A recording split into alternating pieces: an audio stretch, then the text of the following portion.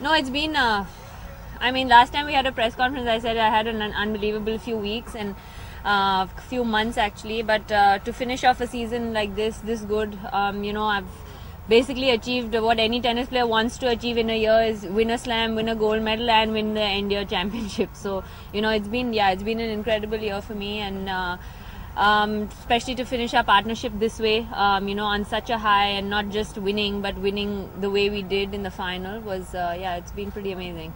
So how difficult is it to part with a partner after winning a Worlds like that? I mean, how do partners part in a tennis partnership? Look, I mean, as tennis players, there are some tough decisions that we have to make, but I think that as tennis players and as athletes, we have to look forward to what's happening, forward. You have to accept change, and I respect her decision because like she said, I'm at the prime of my career right now. She's obviously, that's her first comeback. I mean, she's already had a baby, and maybe she's thinking of another one, and she's planning to go the other way and see where life takes her. And that's something that I completely respect and understand, and I really do hope and wish her well. Of course, it's really hard. I mean, to win the biggest championship of the year and to say this was going to be our last tournament, but it's not like we are splitting because we don't want to play together. We're splitting because of other circumstances, and I totally respect that. Tanya, Grand Slam, Asian Games, all this is something of the best streaks you have ever. Yeah, no, it's been. What was the emotion period you went through? No, I think physically it was extremely challenging for me because the last few months it's been non-stop really. It's been extremely. It's been so hectic. I've had no time to myself. I mean, I was sick before I went to the championships. I mean, when I met you guys, I was a bit sick, I think, last time. And but it's something, you just pull through. You try and push yourself, try and push your body every day. And that's really how it's been. And emotionally, it's been an unbelievable ride for me. To make certain decisions, whether to, skip a tournament, to go play Asian Games, and then to come back with a gold from there, and then still get into the championships and come back with a win from there. I mean, it's probably, if I would have written a script, it would have probably been this way. But so it is, I'm kind of living a dream. Actually, before the final, it's so funny. I mean, we were probably going to play the biggest final of our lives, and we went in, and because of the last two matches, we lost we were down match points, and we thought that we were almost done, and we had already lost, almost. I mean, we were down 3 match points in the match before, and literally we were on the court. We finished at 10 o'clock at night, and we were back at the warm-up at 11 o'clock in the morning because we were playing. So it was, I think we were so over the stress that we were so relaxed when we went to play, because in our minds, we were supposed to be out of the tournament the night before because we were down 3 match points. And when we came to play, I mean, I think that's why we could play our best tennis. And, we just went out there, we started swinging, tried to keep focus and just try and focus and feel that we were lucky and blessed to be fighting another day over there on the tennis court. And, and I think that's why we could produce our best. What did your next partner say about the scoreline? Actually, when we went into the match, Sue Peng have a 12-0 record in the finals. They have never lost a final together. So when we went into that, I mean, that was at the back of our heads. And we were reminded of that every interview that we gave. Every person that we spoke to said, oh, they've never lost a final. They've never lost a final. And they've actually beaten us in a couple of finals. So when we went in there, I mean, we were trying not to think about that, obviously. But I feel that, this just proves, I mean, tennis is such an amazing sport. It gives you so many chances to fight, it gives you so many chances over and over again. I mean, we were almost out of the tournament 2 matches in a row, and we came back, and here we are winning the tournament, playing our best tennis. And she just, they just came to us. The coach, Paul McNamee, who coaches her, came to me and said, you probably played the almost perfect match you could have played. I mean, we lost 1 game, and he said, I think the first time you missed a ball was at 6-1-4 love. So that doesn't really happen that often, But we were fortunate enough to zone we saved the best for the last, I guess. Sunny, will you elaborate that semi-final match? You were down in second set and 3 match points. Yeah. No, we were down 9-6, and I remember, we weren't playing our best, but we were playing good enough to obviously still be that tight. At 9-6, I had to serve. I went to serve, and actually at 9, I made a first serve, and Kara tried to cross, I think. I can't even remember. It's such a blur. I mean, I think she tried to cross and the opponent hit a really hard return, and I have no idea how I got to that ball, and I just threw the lob up in the air and I hoped that she was going to miss it, and she did. And it was an overhead that she missed, which probably 9 out of 10 times someone wouldn't have missed, but pressure does that to you, I guess. Pressure is an amazing thing. So then we were 9-8, and there was another point where there was about 4 lobs, out of which they should have, I think, hit winners out of 3 of them, but because they had missed the lob probably before the overhead before, they didn't. And yeah, we won that point. We scrambled and we won, and that's it. I mean, the only thing was we kept fighting, we kept fighting. We didn't give up on ourselves. Even if we didn't play well for a few points, we tried to keep fighting, and that's the amazing thing about sport is, if you keep fighting, miracles happen. Talking about fighting and your mental, there's a lot which has happened to you through this year off the court as well. Can you talk a little bit about your mental toughness to get back into fighting?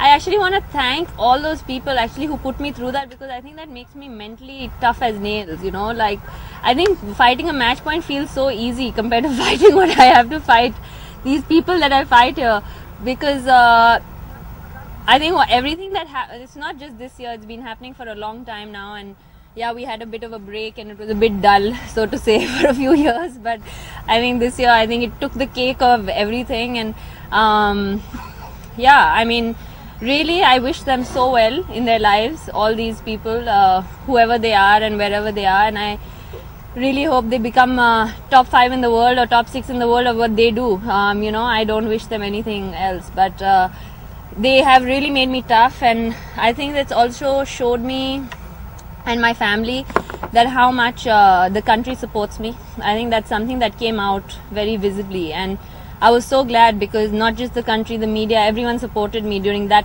I mean, it was a terrible time, those few days, and I think the way everyone came out in support, logic prevailed. I said that time as well, and yeah, it just showed that common sense does prevail at times. And so yeah, it's been those few days were tough, but I think I came out tougher. So if this says, what is the secret of Sania? There is no secret, unfortunately. You have to work. You have to keep working, and as long as you keep working, it will come. It doesn't happen overnight, as people think and hope that it happens. It doesn't. It happens. It's been a very long career for me. I've been doing this for 21 years of my life. I can't think of doing anything else of my life, at least at this point of time. But I think when the going, when it's tough, when you're down, I think that's the time when you got to work even harder, because that's when you come through. How much does Modi's words inspire you when you met the Prime Minister?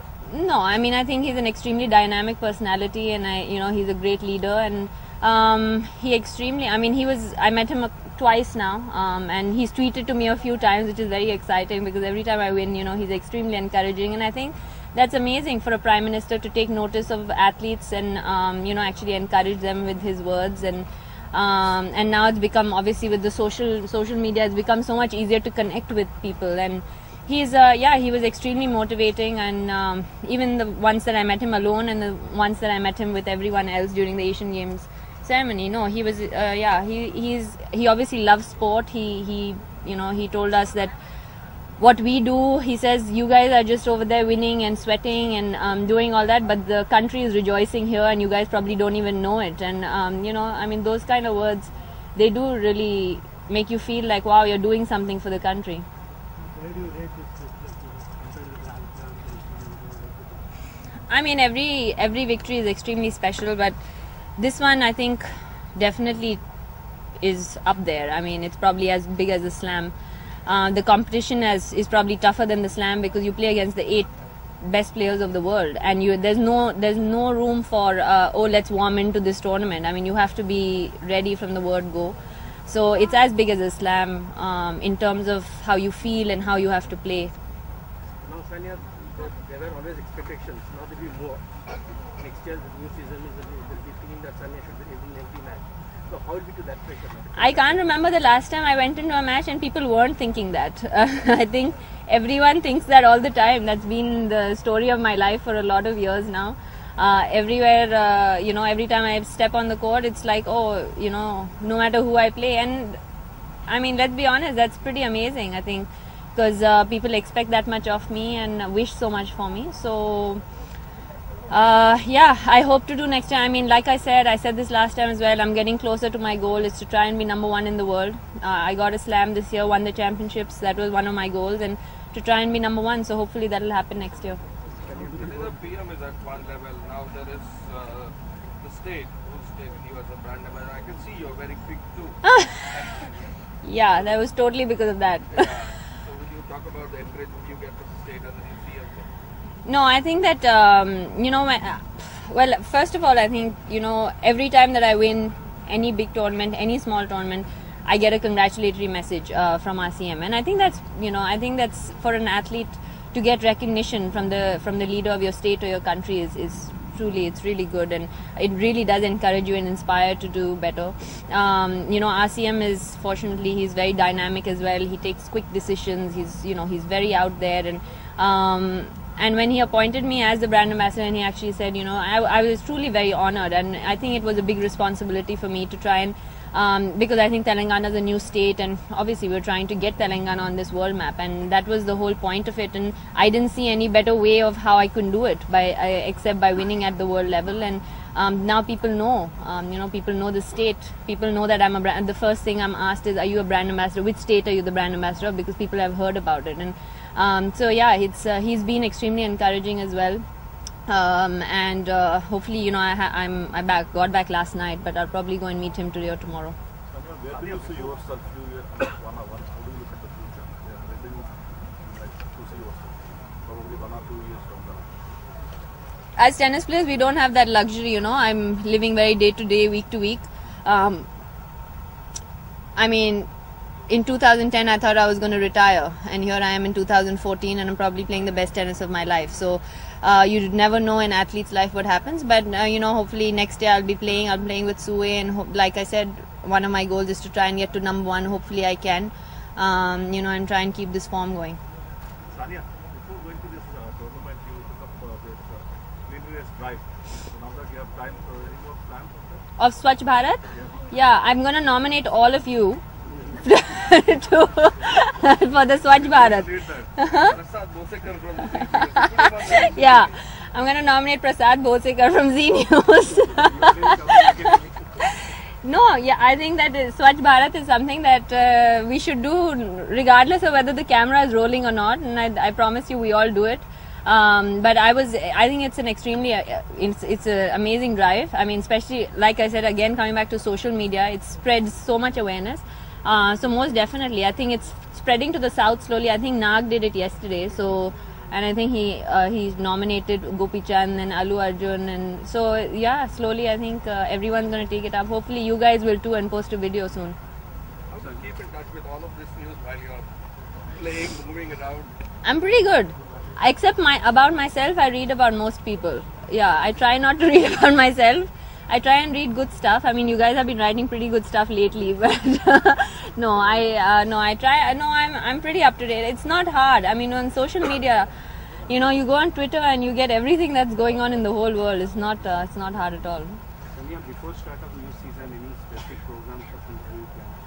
One more thing regarding the brand ambassador, any program or specific something you want to do or from Telangana side? Yeah, actually, before I left, I met the CM, and he told me that once you come back in a week, we were supposed to have a meeting. So, like I said, I'm probably going to meet him today or tomorrow. And now that I have some time, I'll have 3 months at home. I'll have some time over here to maybe do some stuff. I don't know. So after the meeting, I'll know. And as far as my training is concerned, yeah, I've just come back. Can I have some rest for like 1-2 weeks?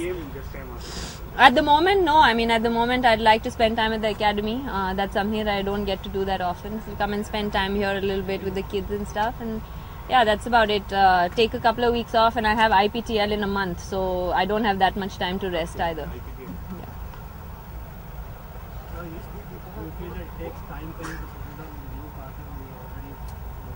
Every partnership, I think every relationship, every partnership takes time, and sometimes you click immediately, sometimes you don't, and but you have to work on it. I mean, me and Kara clicked immediately. We had a bit of a low in the middle, but then we came up again. So you have to believe in the partnership, and I think Sue is a great tennis player. We've known each other for a very long time, and Paul McNamee is going to help us, who's been one of the best doubles players of all time. So we can't ask for a better team, and so we'll see. We'll work on it. Hopefully we'll click as soon as we do, but if we don't, that doesn't mean that it's not going to click.